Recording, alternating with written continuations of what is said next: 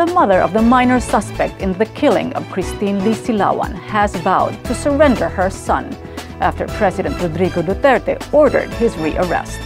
Here's Nico Tubo for the details.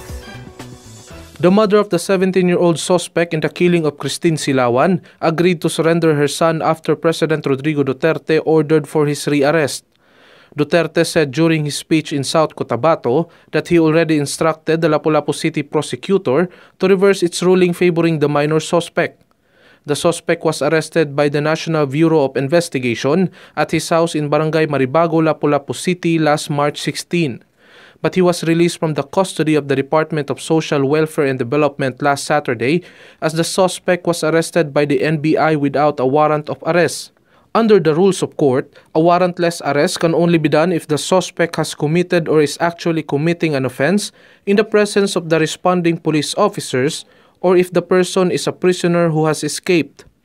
The President explained that the arrest could be considered under hot pursuit operation, which is also allowed under the rules of court. Fiscal Russo Zaragoza of the Lapu-Lapu City Prosecutor's Office personally went to the suspect's house and asked the mother to surrender her son. The mother said she will return his son to the DSWD home care to ensure his safety. Nico Tubo, Newsbeats Tonight.